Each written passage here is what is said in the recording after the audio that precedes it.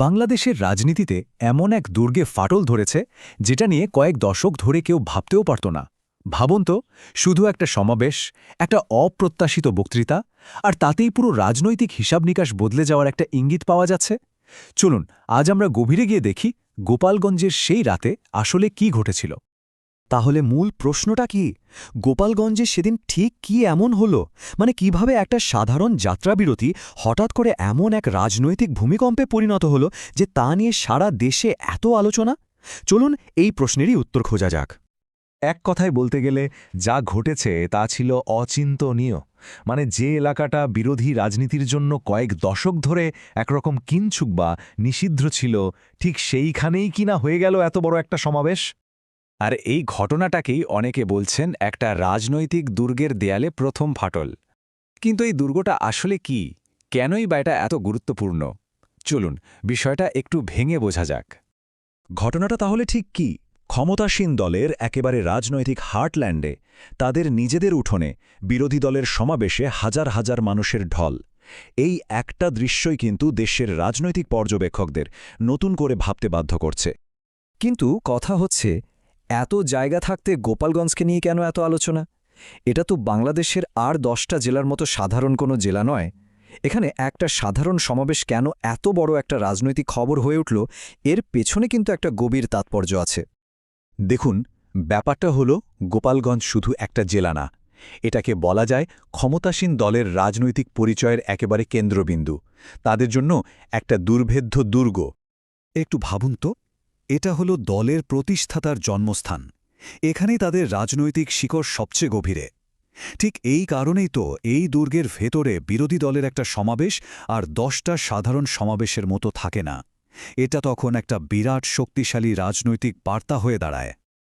আচ্ছা, তাহলে ফেরা যাক সেই রাতের ঘটনায়। ঠিক কি ঘটেছিল সেদিন?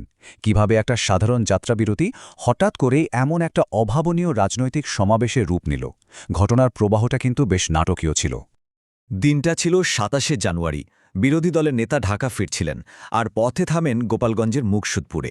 বিকেলে যা ছিল সমর্থকদের কিছু ছোট ছোট মিছিল, সন্ধ্যা গড়াতেই সেই ভিড় বাড়তে শুরু করে। আর রাত ১০টার দিকে নেতা যখন বক্তব্য দিতে উঠলেন, ততক্ষণে জায়গাটা রীতিমতো এক জনসমুদ্রে পরিণত হয়েছে। আর তখনকার পরিস্থিতিটা ভাবুন, যাকে বলে একেবারে উত্তাল একটা পরিবেশ।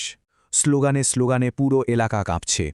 তবে শুধু মানুষের ভিড়ই না, সেখানে পুলিশের পাশাপাশি সাদা পোশাকের গোয়েন্দাদের উপস্থিতিও ছিল চোখে পড়ার মতো। বোঝাই যাচ্ছিল প্রশাসনও ঘটনাটাকে আর 10টা সাধারণ ঘটনার মতো দেখছে না। কিন্তু জানেন, এই সমাবেশের সবচেয়ে বড় চমকটা কিন্তু শুধু এই হাজার হাজার মানুষের ভিড়ে ছিল না। আসল চমকটা লুকিয়েছিল নেতার বক্তৃতায়। সেখানে তিনি ক্ষমার রাজনীতির এমন এক নতুন বার্তা দিলেন, যা হয়তো কেউই আশা করেনি।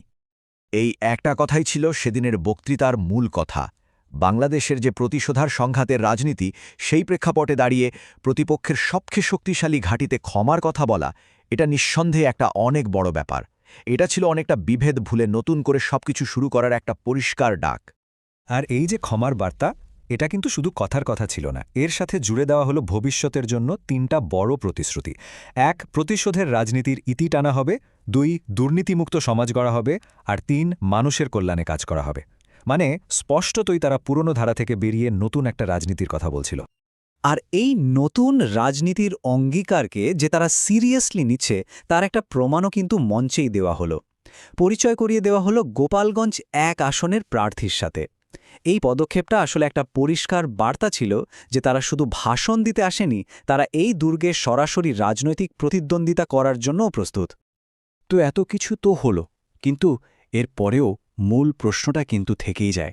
গোপালগঞ্জের এই ঘটনাটা কি শুধুই একটা বিচ্ছিন্ন ঘটনা, একটা ব্যতিক্রম, নাকি এটা বাংলাদেশের রাজনৈতিক ভবিষ্যতের কোনো পূর্বাভাস দিচ্ছে?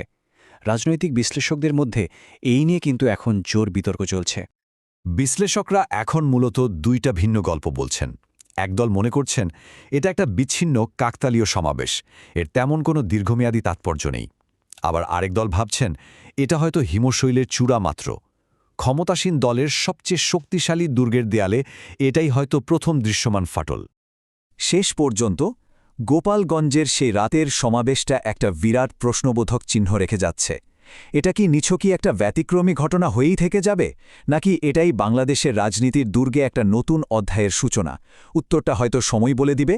তবে একটা কথা নিশ্চিত, এই একটা ঘটনা যে আলোচনার জন্ম দিয়েছে তা কিন্তু সহজে থামছে না।